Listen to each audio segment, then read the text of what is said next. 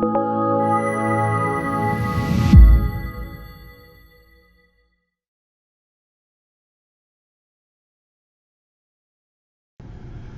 I'm Jacob Hornberger, president of the Future of Freedom Foundation, and this is this week's issue of the Libertarian Angle, the show that brings you the libertarian perspective on what's going on in the world. I'm joined, as I am every week, by my co-host Richard Ebeling, who teaches economics at the Citadel. Richard, welcome back. Good to be with you again, and of course our viewers and listeners. Yeah, likewise. I thought we'd talk a little bit about Austrian economics today, and specifically what is known as the Hayekian concept of the spontaneous order.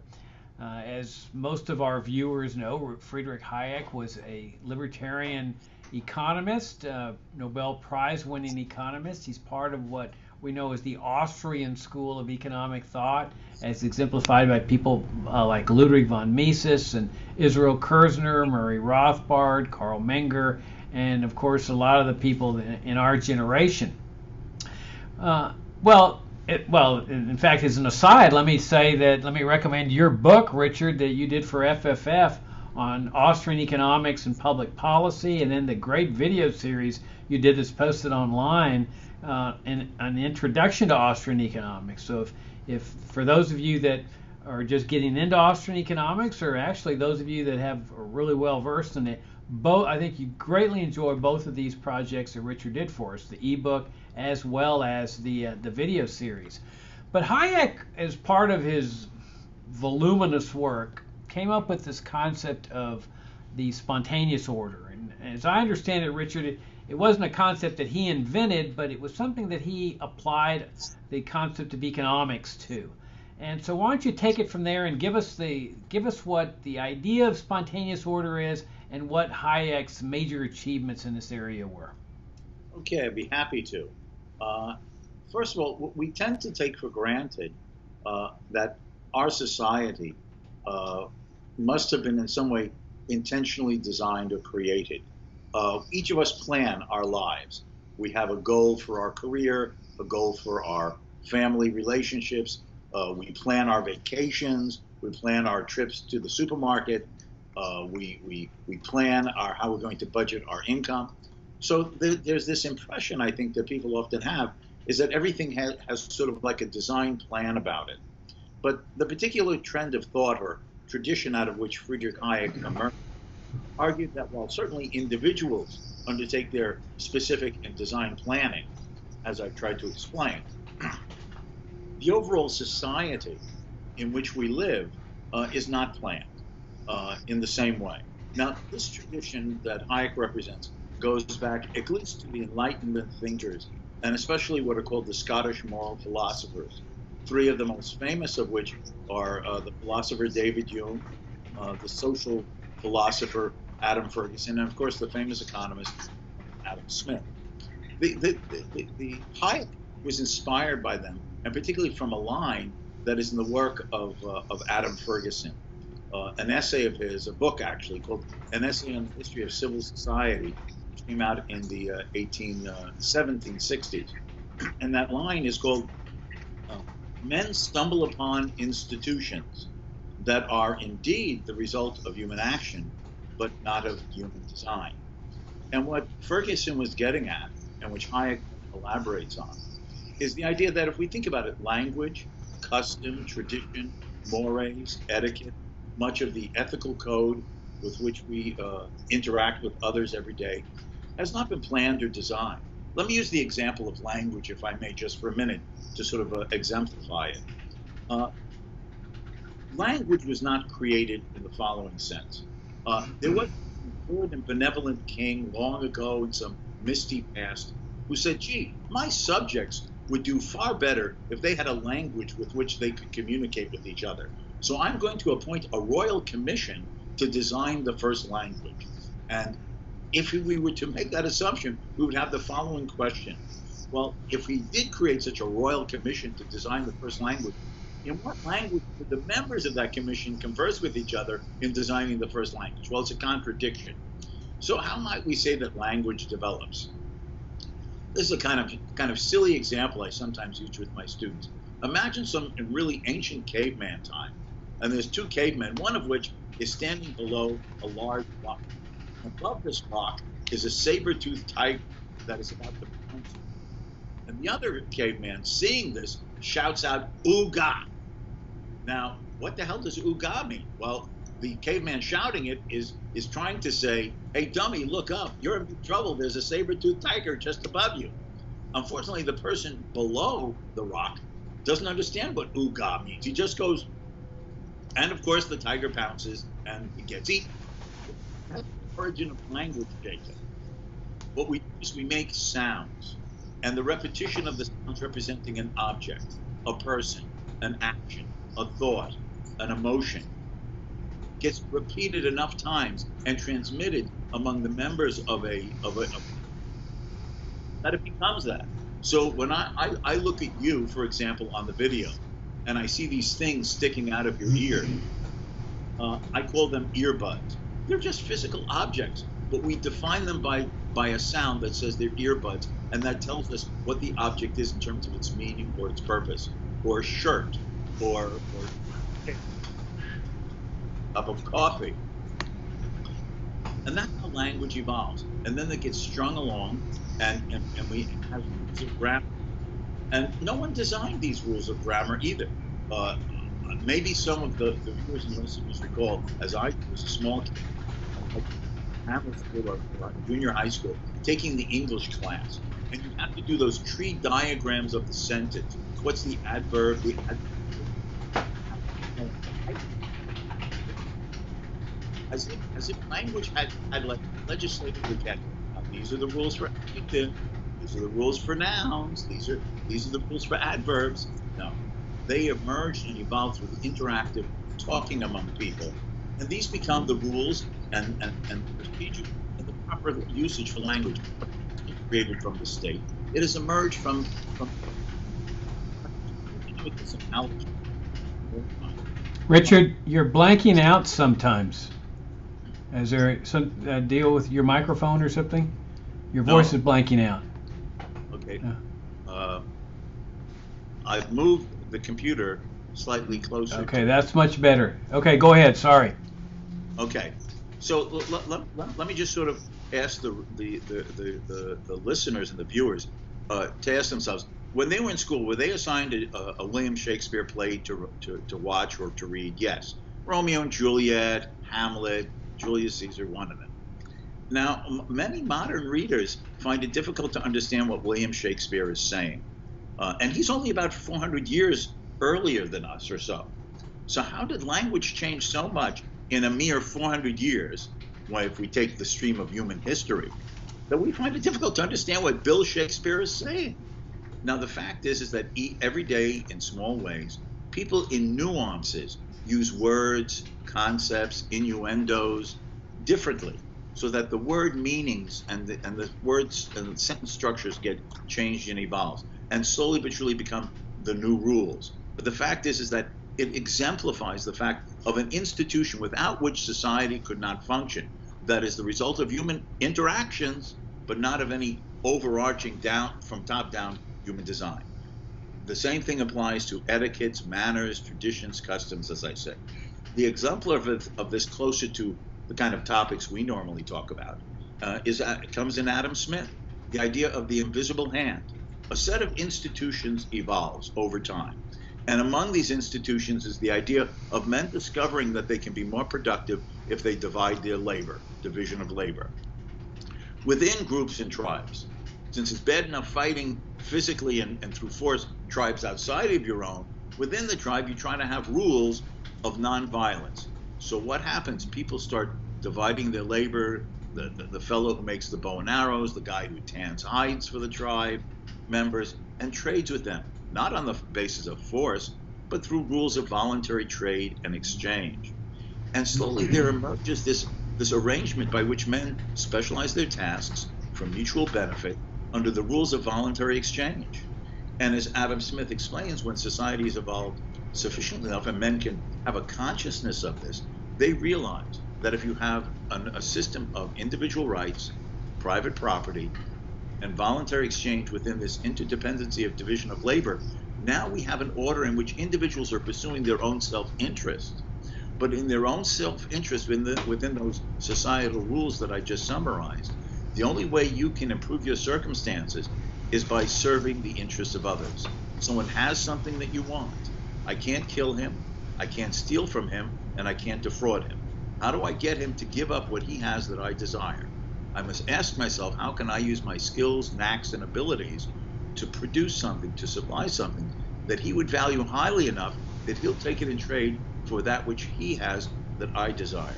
And therefore, this entire order of markets and exchange and commerce that sees as Bastiat, Frederick Bastiat once said, Paris gets fed, without anyone centrally planning it, directing everyone, controlling everyone. Now that is the tradition out of which Hayek came. And Hayek took these ideas, and particularly is also developed by the founder of the Austrian school, Karl Menger, to sort of intensify them. One element of this was Karl Menger's explanation of the origin of money.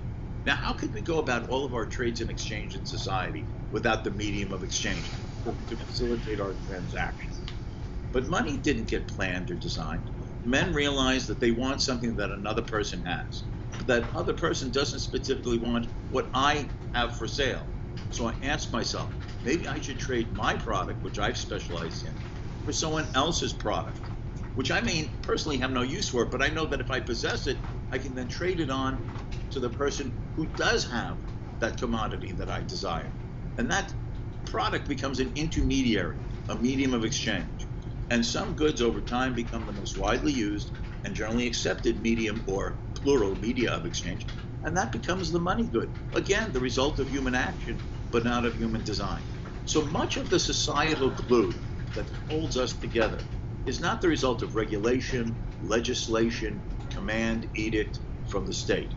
It is these institutional rules and procedures and methods that evolve out of the interactions of multitudes of people over many generations that is really the basis that enables society to function.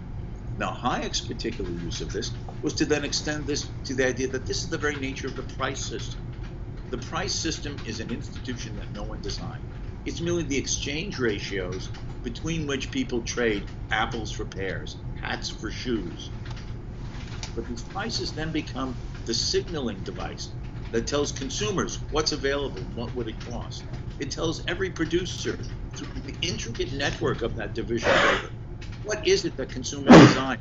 What would the resources and raw materials that I could use, what would they cost me to purchase so as to then use them and hire them to manufacture the product out of which I think I could make a commodity that consumers would pay me a price that would justify the expenses that I've incurred.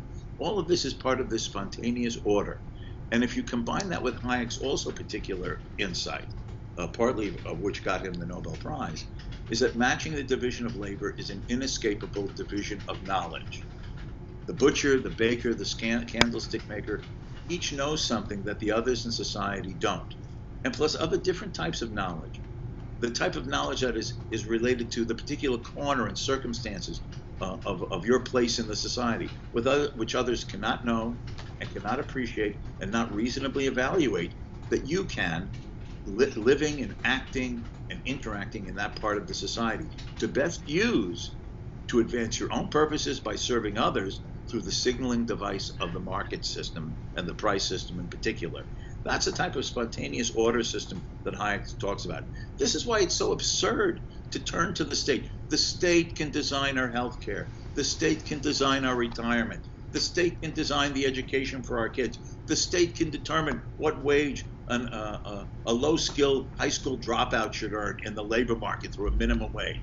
The arrogance, the hubris, the presumption that any of these people, who themselves are human beings with limited knowledge, in their own corner of the market, with their own bureaucratic and political purposes in mind, can know enough to be able to plan our society and our lives better than leaving it to ourselves to spontaneously interact in these ways and generate outcomes far superior than the planner imposing it on everyone. Yeah, excellent points. I was particularly struck by your reference to Bastiat, because when I first discovered libertarianism, Frederick Bastiat played an enormous role in my intellectual development in favor of libertarianism.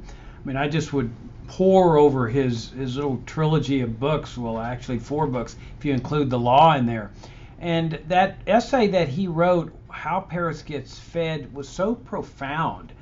Because what he's saying is that, look, here we are in Paris. He was writing in the 19th century, and you go out into the marketplace, and there's all these places that are selling fresh fruits and fresh vegetables and clothing and so forth, and it's all just happening without any government direction whatsoever. An analogy would be grocery stores of today, that nobody in the government is dictating how much, how many oranges should be produced, how many apples. They're not directing the quantity of foodstuffs to the grocery stores. They're not saying what should go up on the shelves. They have absolutely nothing to do with this. Now, of course, there's some regulation, maybe health regulations or whatever, but nobody's centrally planning or directing what's happening in grocery stores. And yet, you wake up, we all take it for granted, and this is Bastiat's point. We all wake up when we go to the grocery store, and there's all these shelves are just filled, these bins with fresh fruits and fresh vegetables and a wide variety of stuff, and there's clothing and there's beer and there's wine, and all of this is done with no government direction whatsoever. How does this happen? It's with individuals that are operating in their own self-interest, all across the spectrum, the people that are producing wine and all the subcontractors that go into the production of wine somewhere in Timbuktu, and all the people that are producing bananas and apples and coffee, that somehow or another, by them just seeking their own self-interest in their particular time and place, produce an outcome that they themselves might not even anticipate. A guy that's working in Latin America with his coffee crop is not thinking about the fact that over here in Ashburn, Virginia, Jacob's walking into a grocery store and finding like a multiple selection of coffees. This is what the spontaneous order does. This is the free market. Now, if you compare it to the centrally planned economy, I mean, look at the Postal Service. I mean, that's the command and control system, where the government prohibits anybody else from delivering first-class mail.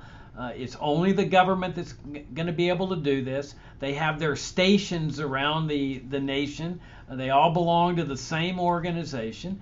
And you don't see the dynamism, the activity, the spontaneity that comes about that you see in this wide range of grocery stores from people to pick from. I mean, look at all the different types of stores, and then all the types of different foodstuffs and items that are sold in the various grocery stores, and you see the difference between the centrally planned system and the spontaneous order.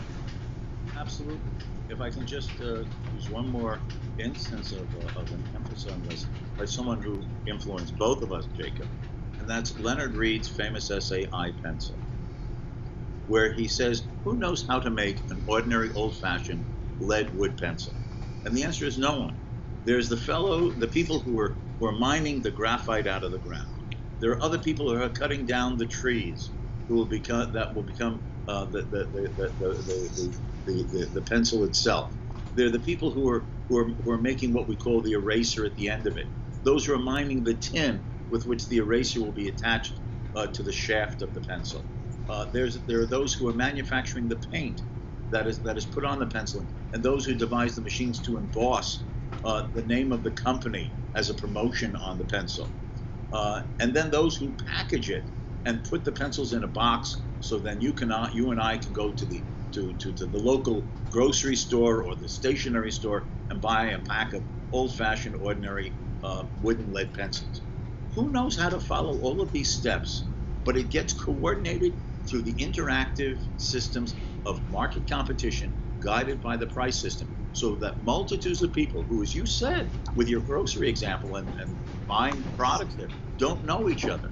Again, I tell my students, we often take for granted, it's become a cliche, you turn over the label on any product and it says made in China. Now, of course, by the way, Jacob, that's an exaggeration. If you look at the statistics, only about 20% of all the imports in the United States come from China. 80% of our imports come from other places, so that's an exaggeration. But we That's sort of that impression in many people's minds. We have to ask ourselves, how do those people over 10,000 miles away on the other side of the globe know what it is we want and what features, qualities, and characteristics we might desire in a product and what price we might be willing to pay? Well, that is all conveyed to them through this global system of market prices that is emerging out of global competition to tell people what consumers value and what producers think they would have to receive as a price to be able to afford to bring it to market to satisfy those demands. Even though those people in China and all those factories making goods for us, from everything to our clothes to our cell phones, know nothing about you or me, Jacob. They don't know we exist as human beings. They don't know what our particular uses and desires for those products might be. But guided by the price system and the motives and incentives of it, they therefore coordinate their specializations and capacities with our consumer needs. And since, in fact, people don't give away goods for free, we produce a lot of products that then reciprocally get sold in China as payment for what we're importing. That's why we export. And how do we know what the people in China, whether it be out in the rural area or the new modern cities in China or the consumers, how do we know what they want from us? We're never going to meet very many, if any, of those 1.3 billion people. But the price system and the profit motive guides us to coordinate our actions with them, just as those prices and the profit motive is guiding them to coordinate their actions with us. This is a profoundly important miracle of the market, as many have expressed it. In fact, as Hayek says, I believe it's in his famous essay, The Use of Knowledge in Society, that if the price system had not evolved, it would have been necessary to invent it, because without such a thing, we could not have the standards of living and the interactive quality of life that so many of us take for granted. Yeah, that's a great point about the price system, because you can have somebody, I'll be eating a steak, for example, that comes from Argentina, say, and the farmer in Argentina, he's not, going out there and feeding his cows and taking care of them because he loves me and he wants me to have steak over here. He doesn't even know who's going to be eating the steak that he is producing down there in Argentina. He's doing this out of his self-interest. He's hoping to make a profit. He's got a family to sustain. He wants to make money. And if he sees all of a sudden the price of beef rising, he doesn't need to know why the price is rising. He doesn't need to, do a big study on economic conditions in the United States to understand that, demand's going up. He knows that price is rising. I need to increase my production of beef so that I can make more money. And then the result is something that he doesn't plan. I'm over here enjoying a steak as a result of his efforts. And then, Richard, there's the whole concept of what I remember Israel Kirzner calling utter surprise. That in the market, in the free market, the spontaneous order, you come up with things that, like, oh my gosh, nobody even thought about that. I mean, like iPhones. Who would have ever thought about iPhones 40 years ago? And if government had been running the computer industry, there is no question that we would not have iPhones today, because that's what the spontaneous order does. It brings into existence things that just nobody could conceive of. And that's the concept of iPencil, the piece you mentioned by Leonard Read. That I remember Read starting out the essay that says, nobody knows how to make a pencil.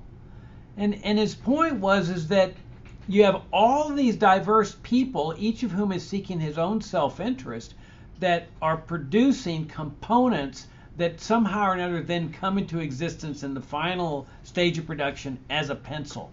But we see that all along the lines. And then when you compare that to the centrally planned economy, like in public schooling, where there's no dynamism, there's no utter surprise, it's the same syndrome year after year after year, you can understand the variation of the concepts, the centrally planned system and the spontaneous order.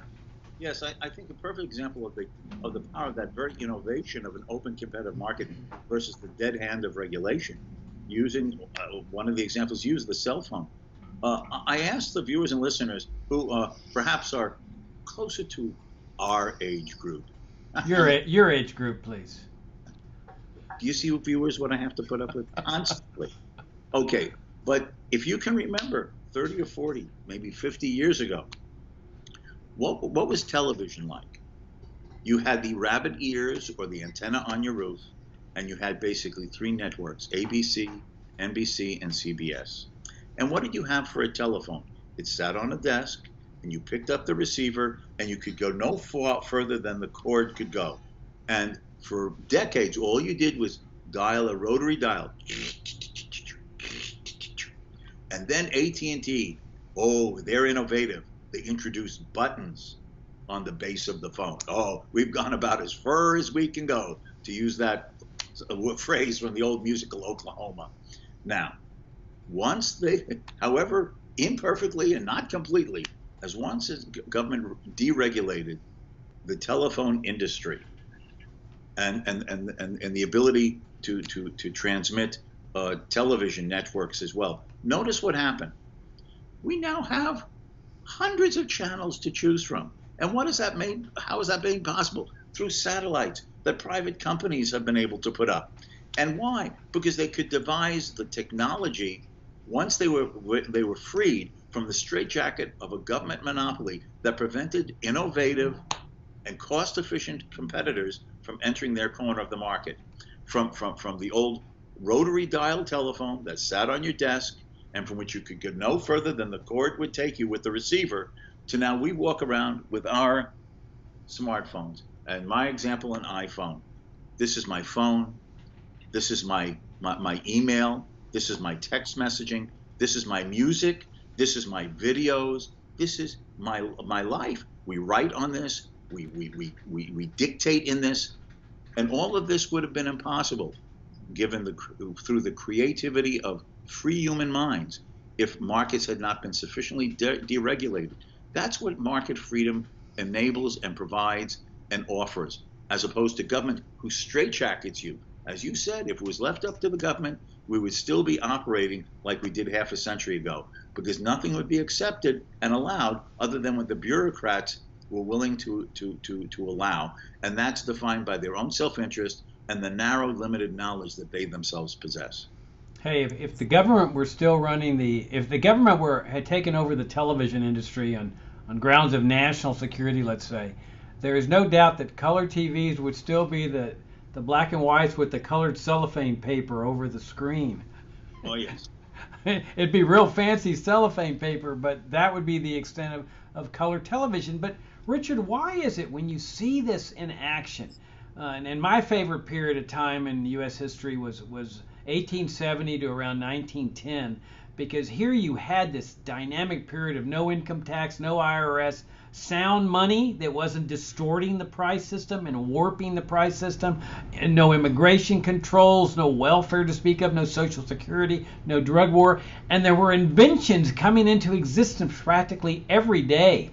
It was the automobile and so forth. Everything was happening so quickly, and it was just a very exciting period. And what do you think it is that has caused people to lose their faith in the free market? Now, they all say, oh, I believe in free enterprise. But when you look at the things they believe in, public schooling, which is central planning, immigration controls, which is socialist central planning, the postal service, the Federal Reserve, the central bank, you look at all of these government enterprises, why is it people can't see that, hey, if you want dynamism in education and healthcare and the rest of this thing, you got to go to the spontaneous order, to the free market? Well, I think that a core element of this is to go back to someone we both mentioned, Frederick Bastiat. It's this famous essay, What is Seen and What is Unseen. What is seen when government does something is the road that's built, the bridge that is repaired, the schoolhouse that is retarred because of leaks in the roof, and so on and so forth, or subsidizing some energy alternative in terms of a company. What is unseen are all the things that people could innovatively come up with and transform the society far more successfully and dynamically, and as you were saying, in unbelievably rapid sequence in terms of transformation of what we take for granted as standards of living. If it's just free, it's easy to see when government says, we're going to give you a retirement pension, we're going to give you health care, It's more difficult for the average individual. It requires you to think beyond the moment, if you will. To realize, well, if competition works, what will be the motives and incentives for people in the healthcare industry? How can we deliver healthcare easier, more conveniently, at a lower cost, and in ways that are constantly devising new technologies to improve the quality and the length of life? Precisely because if I don't succeed in doing this as one such provider or insurer, my rival will. The same way we take for granted that if Apple doesn't keep up, Sanyo or one of the Samsung or one of the other companies will. That is a constant push for innovation, improvement, and cost efficiencies. But people find it difficult to go from the obvious that's in their face. The government has done this, the government has done that, to the possibilities of enhancing those very problems that they're concerned about by just freeing the marketplace and allowing free minds to creatively imagine ways to satisfy their problems precisely through the profit motive of that interdependency of voluntary exchange that Adam Smith so clearly understood as the invisible hand that I explained earlier. Yeah, I think most people look to government for security. Is it change frightens people, and so when you think in terms of a dynamic society where you have this creative destructiveness taking place, where businesses are going out of business because of consumer changes in buying habits and new businesses are coming into existence, I think that type of dynamic constant change, as exciting as it is to you and me, frightens people, and so they look to government, but hey, just keep things stable, just make sure things don't change too radically. And I sometimes think, gosh, if only the government had not been taking all this money from people. Imagine if all those things that, as you point out, the government's able to point to didn't come into existence. Think of all that productive capital that would have remained in private hands. The standard of living of people, I think, is impossible to imagine. I mean, we see what's been done with the limited amount of funds that the government has permitted people to keep in the private sector. Just imagine if they'd been able to keep it all, as Americans were for the first 120 years or so of U.S. history. In any event, Richard, we're out of time. Go ahead. You give the last word. I was just going to say is that I'll tell my students also, when I try to highlight the very point you made, that people are afraid of competition, uncertain about the risk of what might happen tomorrow if change occurs, that I ask them, let us suppose that those type of ideas controlled government policy 250 years ago, like in the colonial period. What would America be like today? Well, we would be still riding on horses or in horse-drawn wagons and relying upon boats with sails to get us around up rivers or across oceans, because government would have said, no, we don't want to disrupt things. This is the true and certain way. It'll require people to have to change and do things. We don't want that risk and uncertainty. Let's just keep it the way it is. But we would not have had the explosion of this unbelievable standard of living that has transformed certainly our country and the rest of the world by just allowing the mind to be free and to apply what it can imagine. Yeah, well, that's what we do here at FFF, trying to, as Reason Magazine puts it, free minds and free markets, and that's really the key. Anyway, Richard, greatly enjoyed the show as always, and look forward to seeing you next week. Till next week, thank you for watching. All right, thank you all to our viewers, and we'll see you next week.